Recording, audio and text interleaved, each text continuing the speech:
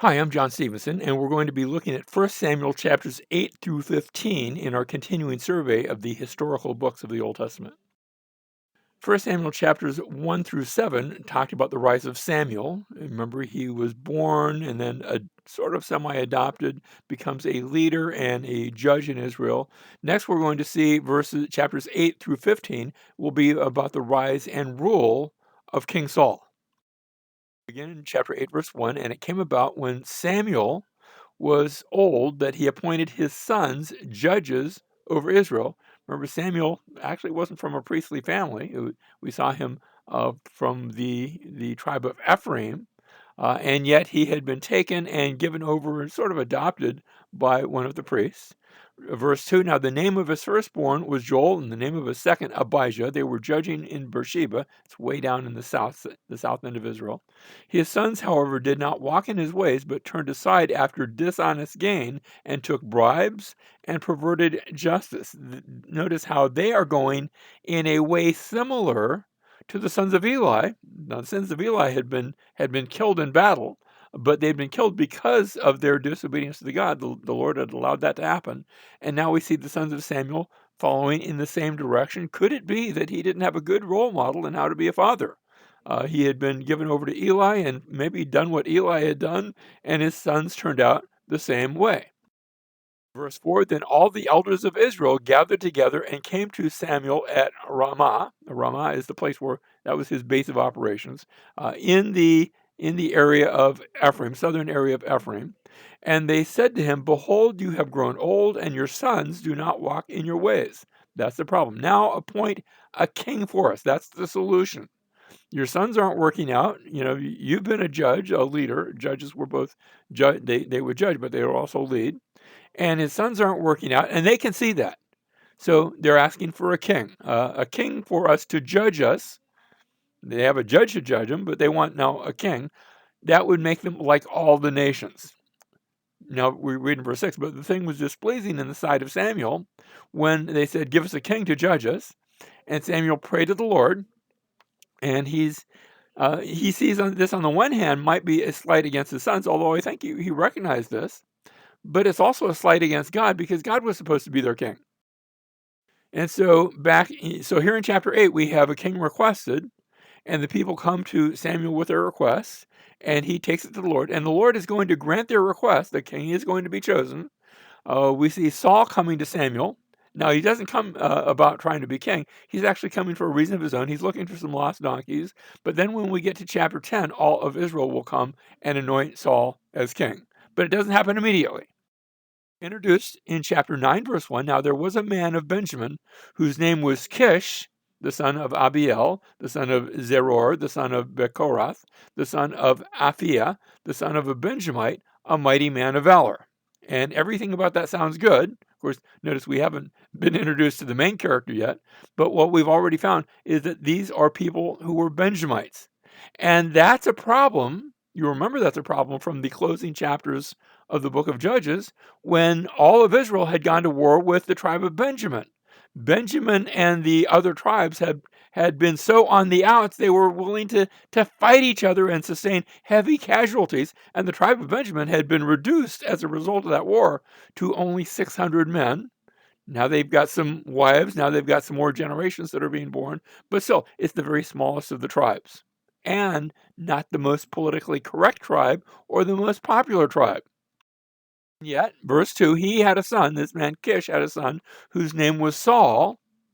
Now, the name Saul, so names have meaning. The word Saul comes from Saal. By the way, you pronounce it Shaul. I'm going to continue saying Saul just because I'm used to it. But Shaal means to ask.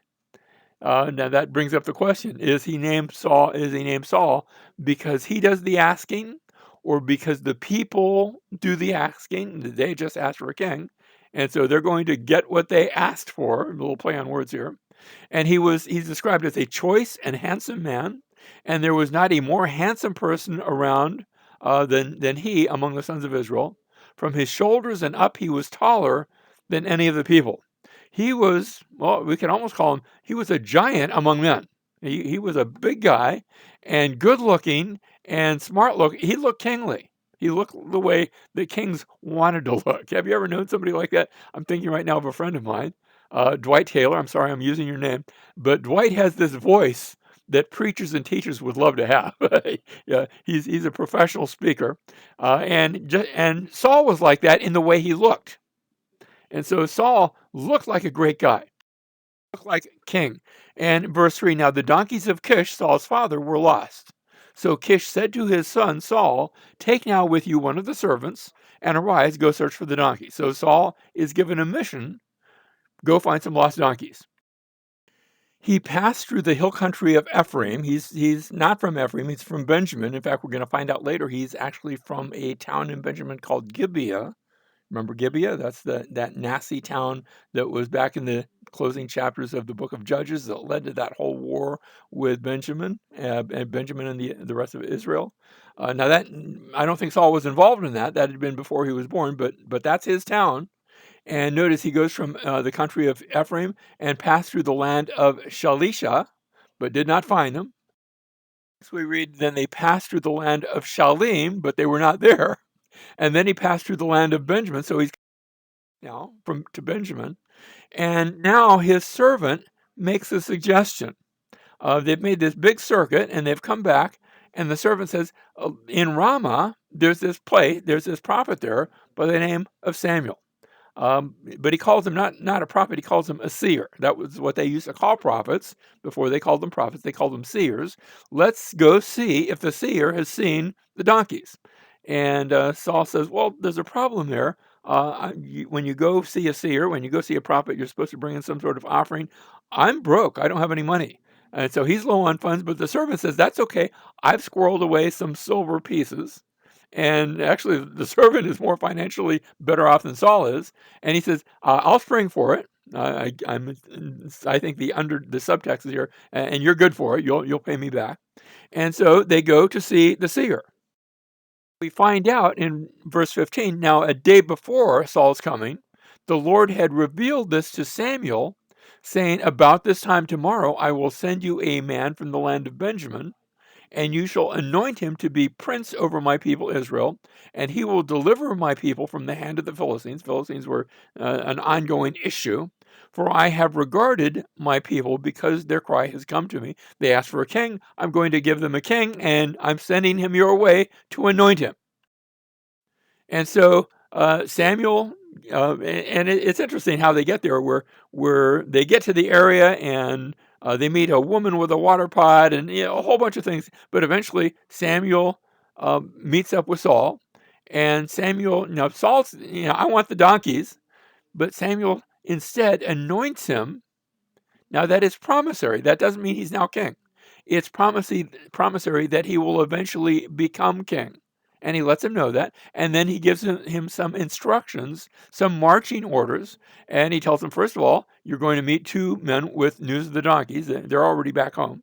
And they will confirm that, so that when they confirm that, you know that everything else I'm telling you is true. You can believe me. Next, you're going to meet some prophets. And when you meet the prophets, the Spirit of God is going to come on you. And then, Saul goes out. He is freshly anointed. And these things all begin to take place, including he meets some prophets, and all of a sudden he starts to prophesy. He's not a prophet, but the Spirit of God comes on him, and he begins to prophesy, which is so surprising. It's going to become sort of a proverb or a byword, like Saul among the prophets, and it's a way of describing something that's unusual and not expected. Well, these all take place, and when he's done, Saul goes back home to Gibeah to his uncle, and he tells his uncle about, his meeting with Samuel, about the donkeys, about things like that. But he doesn't tell him about the anointing. He wants to keep that secret, because who would believe it? That this a big, tall sort of guy, but he's from Benjamin and from a hated city and a hated tribe. Who would believe that? And so he doesn't bring it up. He keeps it sort of undercover. Verse 17, thereafter, Samuel called the people together to the Lord at Mizpah. Now, there's a number of different places by the name of Mizpah. The term Mizpah from Zappah is to watch or to spy. So a watching place or a spying place, we would call it lookout, or the lookout place, or I like Lookout Mountain. I don't know for sure that it was on a mountain, but Lookout Mountain. Do you know there are over 100 places in the United States called Lookout Mountain? I didn't know that. I actually looked it up. And there's a few places, a few different places in Israel by this name, Mitzpah, the Lookout Mountain. There's one over in Gilead, there's one in Moab, and I don't think this one is either of those places. I think this one is probably somewhere in the Ephraim area, near to where the Benjamites were. And so they're called together, and he said to the sons of Israel, "Thus says the Lord, the God of Israel, I brought Israel up from Egypt, and I delivered you from the hand of the Egyptians, and from the power of all the kingdoms that were oppressing you. But you have today rejected your God who delivers you from all your calamities and your distresses. You didn't want me to be your king, yet you have said, no, but set a king over us. Now, therefore, present yourselves before the Lord by your tribes and by your clans." And the idea is God's going to choose a king. So Samuel brought all the tribes of Israel near, and the tribe of Benjamin was taken by lot. How are they going to choose? God's going to choose by the casting of lots. He chooses one over another. Now, this is going to be a sort of a common thing in the Old Testament. And by the way, even in the New Testament, when you get to Acts chapter 1, remember how the apostles are thinking, okay, we're supposed to have 12 apostles, but Judas Iscariot, he disqualified himself.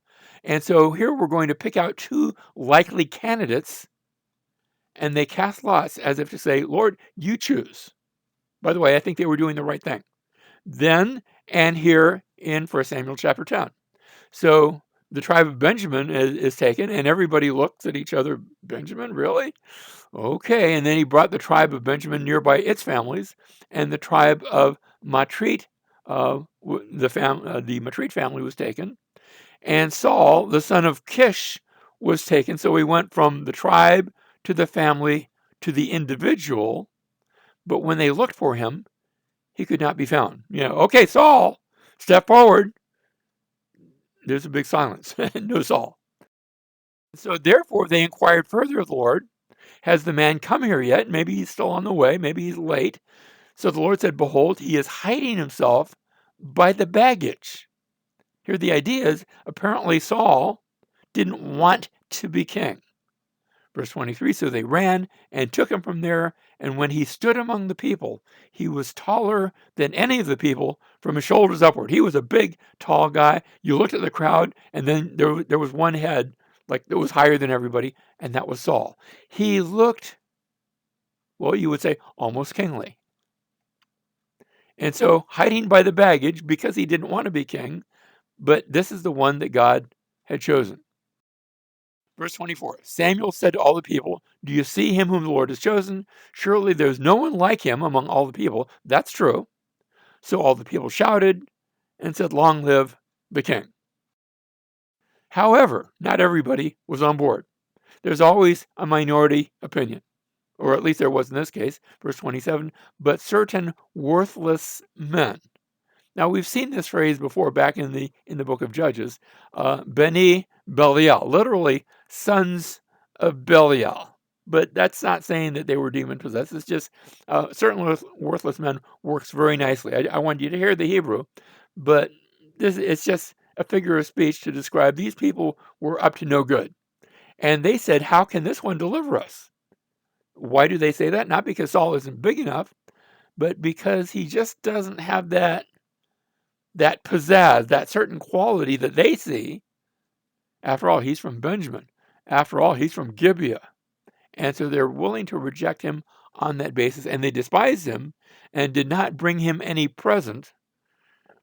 Presumably, there were others that did, but he kept silent. And so there's an undercurrent there. There's a minority opinion out there that does not accept him. Now, what images does the description of king evoke? Whenever I ask this question, and I ask it regularly in class, people will think, well, there's a palace and a throne and a crown. And Saul has none of these things because Israel has never had a king. They do not have a palace. They don't have a throne. They don't have a crown. They don't have royal robes. Instead, the next time we see Saul, he's going to be at the back end of a northbound team of oxen out plowing his field. He's going to be Farmer King Saul.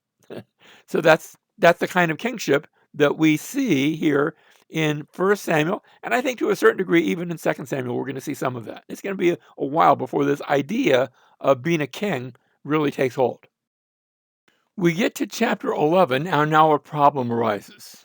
Where Nahash the Ammonite, Ammon, remember that's the folks that they are distant cousins of the Israelites. They're descendants of Lot, and they've been on and off at war with the Israelites, and now we're going to go on. Notice they came up and besieged Jabesh Gilead.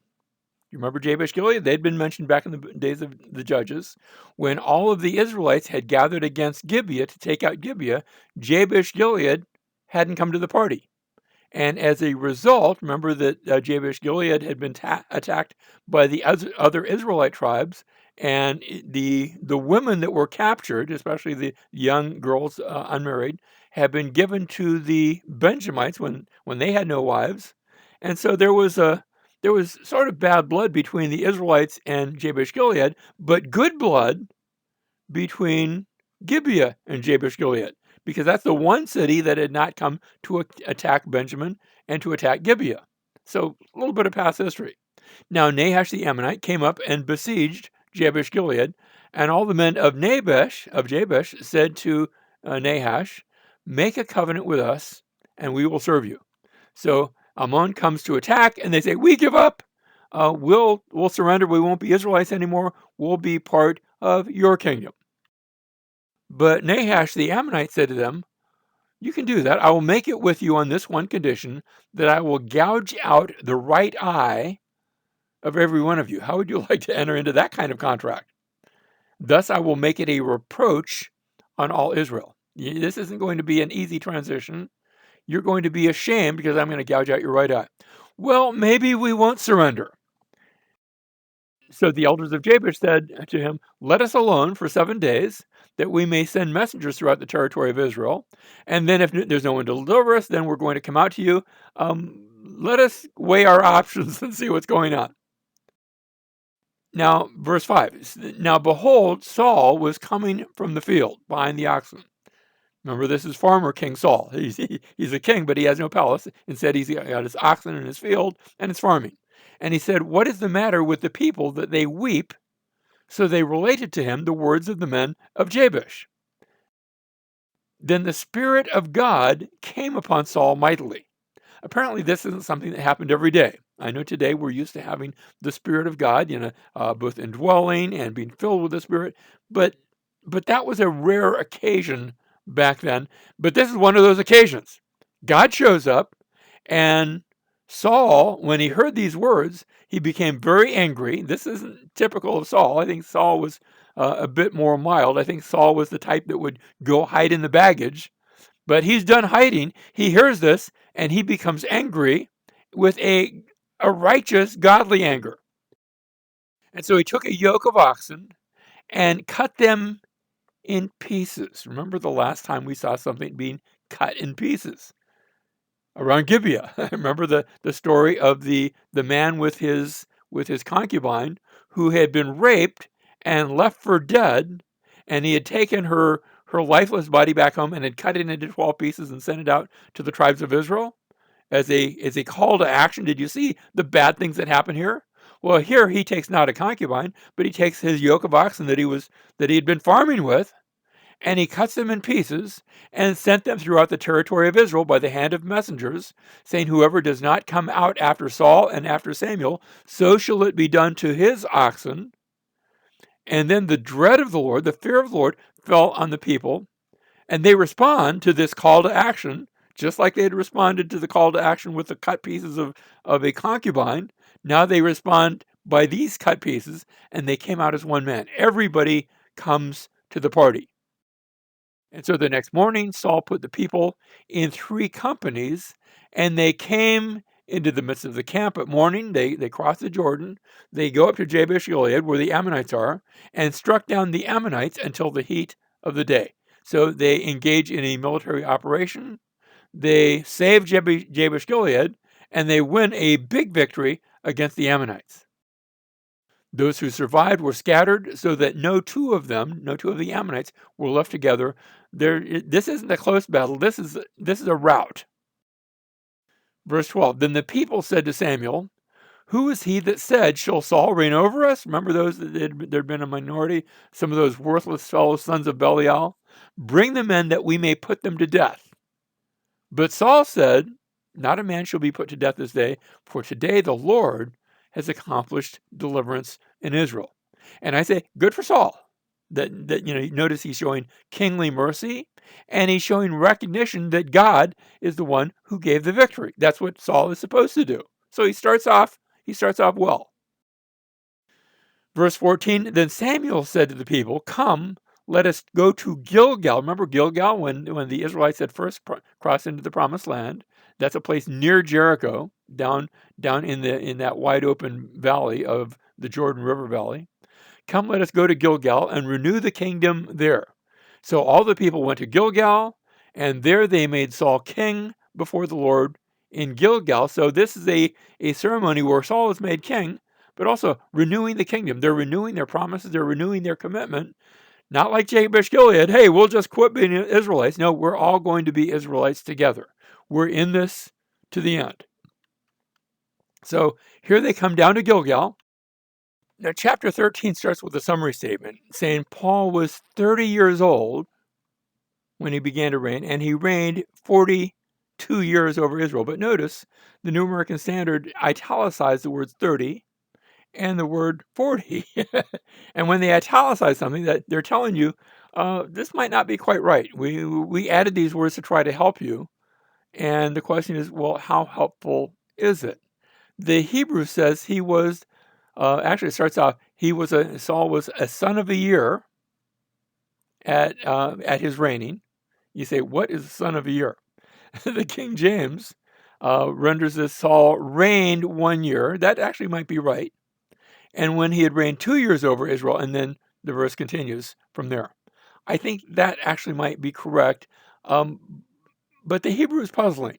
I think, is it possible that the Hebrew had a typo here somewhere? That's what the folks with the New American Standard thought. And so they're trying to fill in the blanks using other passages to help doing that. I sort of wish they hadn't done that. I'm always uncomfortable adding something to the Hebrew text. The Septuagint actually doesn't have this verse at all. I think they realize, wait a second, it looks like a typo. We're not sure what to do with it. Let's just not include it because we're going to be wrong however we do with it. I think that was their idea. But the King James might have the right idea behind it, that Saul reigned 1 year, and once he comes to 2 years, now our story picks up. I think that fits. And so we pick up verse 2. I'm assuming the second year of Saul's reign. Now Saul chose for himself 3,000 men of Israel, of which 2,000 were with Saul in Michmash and in the hill country of Bethel, while 1,000 were with Jonathan. Now, part of the problem here in the dates is that Jonathan is his son, but Jonathan doesn't appear to be like a kid. He appears to be old enough to lead troops and fight in battle.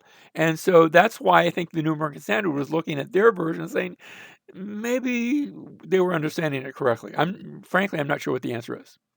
But we have then, notice, we have Saul, he's at Michmash, and we have Jonathan with a separate group of men at Gibeah. They're from Gibeah. This is their hometown. He's left Jonathan holding the hometown, but he sent away the rest of the people, each to his tent. So he's got these fighting men, but only these. And we read that Jonathan smote the garrison of the Philistines that was in Geba. So he goes from Gibeah to Geba, and he gets a military victory. The Philistines hear about it. They've got this garrison. Now, this is not near the Philistine territory. They've got a garrison here to control some of the trade routes and the roads and things like that, maybe collect taxes, maybe steal whatever they can steal. But their main cities are down by the coast. This is nowhere near the coast. But the Philistines down by the coast hear of it. And so the people were then summoned to Saul at Gilgal. The Philistines are on the move. The people moved from Michmash down to Gilgal. That was the place where they had made him king. That's sort of out of harm's way. And the Philistines now assembled to fight with Israel. They're bringing 30,000 chariots and 6,000 horsemen. Notice horsemen, that was sort of a new idea. 30,000 chariots, that's a lot of chariots. This isn't chariot territory, so I'm not sure what they're going to do with them. But still, even if they only use them as taxis, to get them into location, that's still a lot of military forces.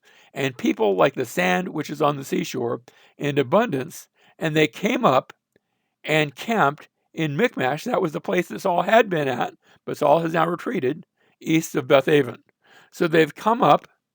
Geba has been lost, but the much larger town of Michmash is there, and they are going to set up now their base of operations just on the other side of the valley. So, there's not a lot of separation here.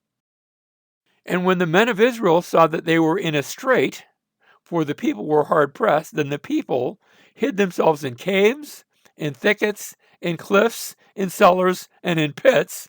The people just go underground. They're like hiding from these nasty old Philistines. And also, some of the Hebrews cross the Jordan. Some of them even, they leave the country. They go, remember, where the two and a half tribes of Reuben, Gad, and half tribe of Manasseh, over in the land of Gilead, notice, into the land of Gad and Gilead. But as for Saul, he was still in Gilgal, and all the people followed him, but they're not happy about it. They're trembling. They're afraid. So we have the Philistines who have come in and taken over. Now Saul waits because he's been instructed to wait for Samuel. Samuel said, I'm going to come and then I'll do a sacrifice. And he waits and he waits. And a day passes and a second day and a whole week passes. And after waiting for 7 days, Samuel doesn't show up. So now Saul takes it upon himself to offer a sacrifice. He's not a priest. He's not been adopted by a priest like Samuel had. And so he's offering sacrifices, not waiting for the Lord, not wanting to wait because the situation is only getting worse, at least so he believes. And now Samuel shows up and rebukes Saul for not waiting. You're supposed to wait for the Lord, but you didn't trust, you didn't wait. And so there's a rebuke there. And now Saul, Samuel says, okay, be on your way. And Saul is going to move down to link up with Jonathan at Geba, that town which has been captured. So you've got Saul and Jonathan together. And the Philistines respond now by branching out to completely subdue the land. They're not going to stay in Michmash. They're going to go in all sorts of directions, just taking everything that's not nailed down and ravaging, plundering the land. It's gone from bad, sure enough, to worse. Now, at this point, we have a little editorial comment, starting in verse 19. Now, no blacksmith could be found in all the land of Israel, for the Philistines said, otherwise the Hebrews will make swords or spears. So all Israel went down to the Philistines, each to sharpen his plowshare. This was in times of peace, which this wasn't. His mattock, his axe, and his hoe. The Israelites did not have state-of-the-art weaponry. If they wanted to go to war, they would pick up their plowshare, their mattock, their axe, their hoe, their shovel, their farm implements. And if they could maybe beat them into something that looked a little bit like warfare, so be it. If they couldn't, they're going to shovel you to death. That's the state of the art for the Israelites. Meanwhile, this is the Iron Age has already started, and the Philistines have the secret of smelting iron. But it is a closely guarded secret, and it will remain a closely guarded secret, well, for most of the rest of the book of 1 Samuel. Until, well, I don't want to give that away. That's coming next time. So, verse 22, so it came about on the day of battle that neither sword nor spear was found in the hands of any of the people who were with Saul and Jonathan, but they were found with Saul and his son Jonathan. So Saul and Jonathan each had modern weapons, swords, spears, shields, whatever it took. But they were the only ones.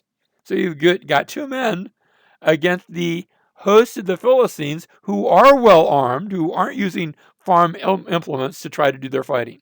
It doesn't look good. Chapter 14.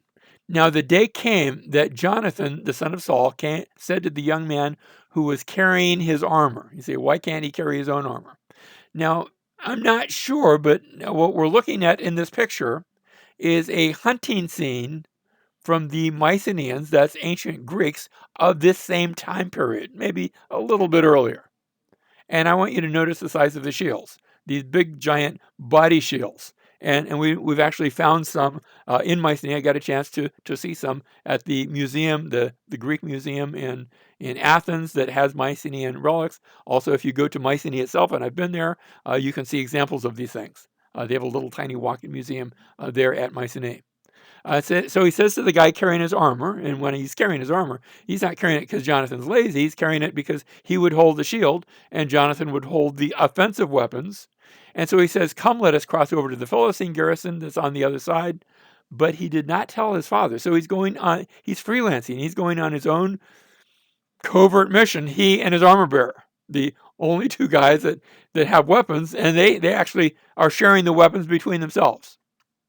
And so there we go with the shield, with the sword. I'm assuming swords, certainly spears, and they are going to cross this area. Now, this is not like just crossing the strait. This is crossing a deep valley, what the Arabs call a wadi. That is, when it rains, the water is going to flow down those areas, and they're going to cross the other side and have to do some climbing up. And so between the passes by which Jonathan sought to cross over to the Philistine garrisons, there was a sharp crag on the one side and a sharp crag on the other side, and the name of the one was Bozez, and the name of the other Seneh. And one crag rose on the north opposite Michmash, and the other on the south opposite Geba. So this is the valley that is separating these two cities. And Jonathan and his armor bearer take the fight to the Philistines, and they say, if they call us to come up there, then we're going to take it as a sign from God, and we're going to go on up and we're going to fight them. And that's exactly what happens. And they enter into this fight. It's 2 against a boatload of Philistines, and their attack throws the Philistines into confusion. They take out like 20 soldiers, and then the rest are running. And it's like, what's going on here? This is like a 2-man fighting machine. And the Philistine retreat now becomes a rout. And Saul, meanwhile, this is Jonathan and his armor bearer doing this. Meanwhile, Saul, he sees that the Philistines are on the move, but they're not in an organized manner. They're running away. And so he says, let's go get him. And he binds the people to an oath of hunger. We are going on the attack, and no one will stop to eat. And if anyone does, let him be put to death. Now, I get trying to motivate people to move. I used to be a battalion chief with a fire department, and I would give orders and guys, we got to get this done now. Go do it.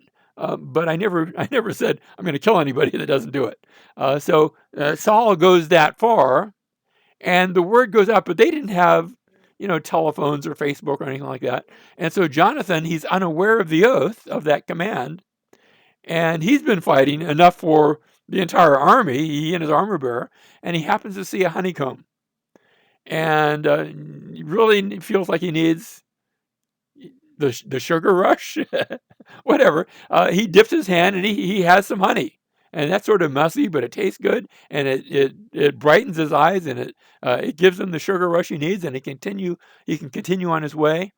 But now word gets out that there was an oath of hunger, and Jonathan didn't follow the oath. And so Saul makes it known that he is planning to execute Jonathan. And Jonathan, let me just say, Jonathan, because he's a man of honor, he says, hey, if that was the oath, that was the oath. And if you have, okay, whatever, God's going to win, even if it's by my death. After all, he just faced down a whole bunch of soldiers where he could have been killed anyway. And so Jonathan seems to go along with it, but the people do not. And so the people intervene and stop Saul from killing his own son. You notice that Jonathan comes out as the hero, Saul not so much. We get to chapter 15. Chapter 15, verse 1, and this is not necessarily happening 1 year after the other. There's a time element here. Then Samuel said to Saul, the Lord sent me to anoint you as king over his people, over Israel. Now therefore listen to the words of the Lord. Thus says the Lord of hosts, I will punish Amalek. We haven't heard much of Amalek in quite a while, since the days of the judges. The Amalekites were located to the south of Canaan.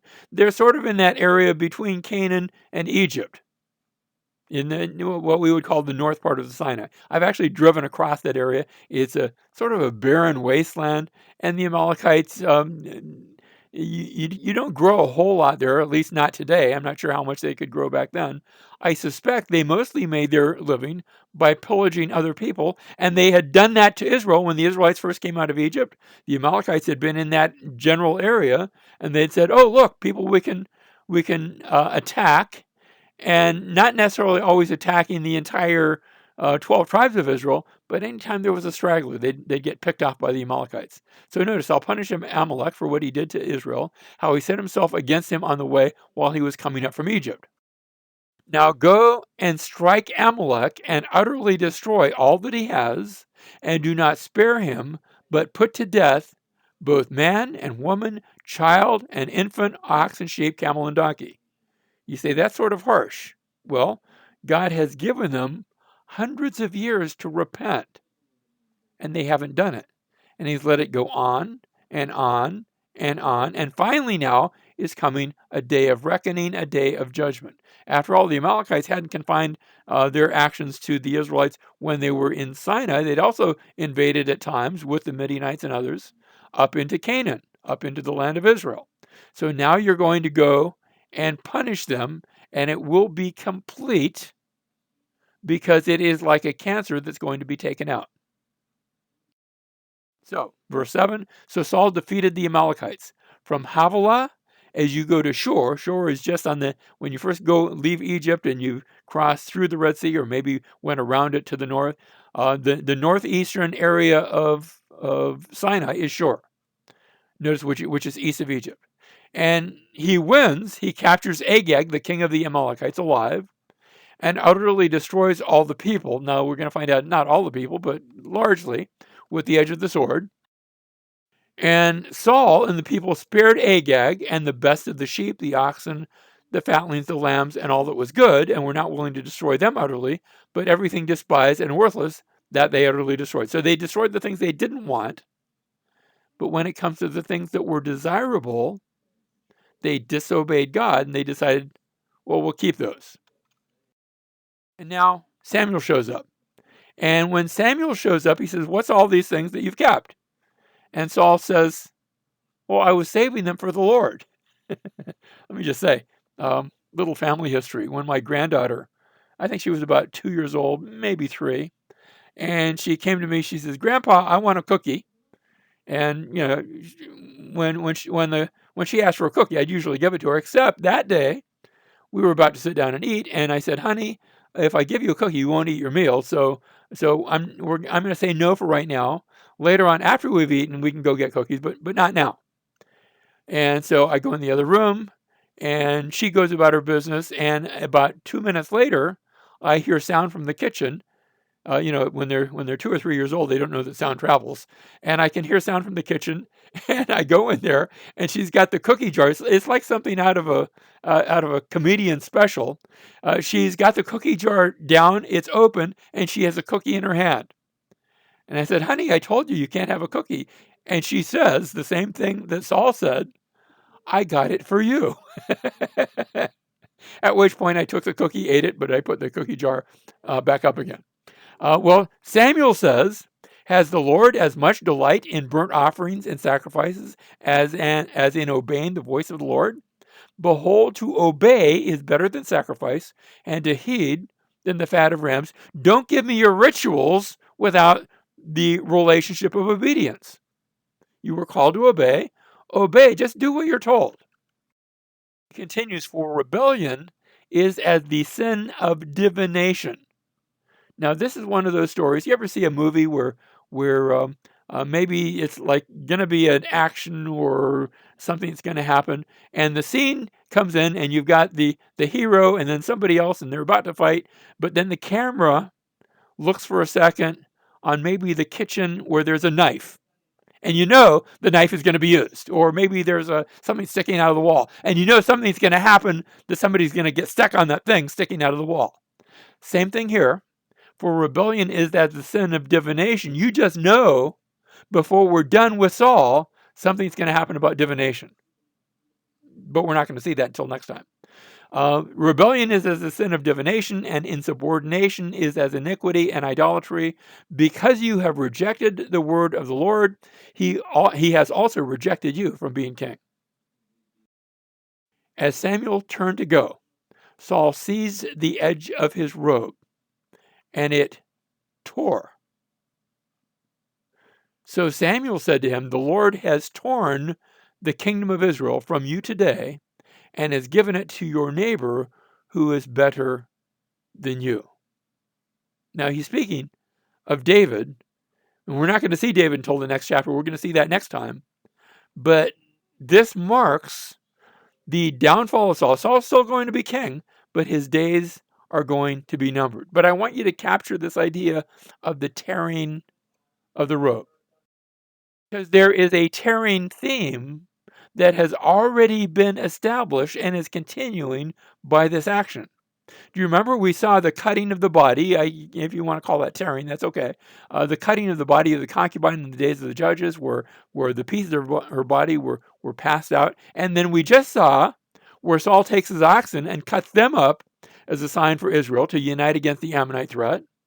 We see here Samuel using that tearing of his cloak as a sign of judgment, and that will again be a sign in the days of Solomon, when a prophet will take a new cloak and tear it into 12 pieces. But one more time, we're going to see this tearing theme that takes us all the way to the New Testament. It's that time when Jesus dies upon the cross, and the veil of the temple is torn in two, as a sign, in a sense, of judgment, because Jesus was judged for our sins upon the cross, but by his judgment, the way has been made open for us to enter beyond the veil into the very presence of God. And so the tearing theme reminds us that there would come a tearing that would be our entry for a new king, a better king, who will reign forever. And I'm speaking of King Jesus, who died for us, but who rose again and who ever lives and reigns.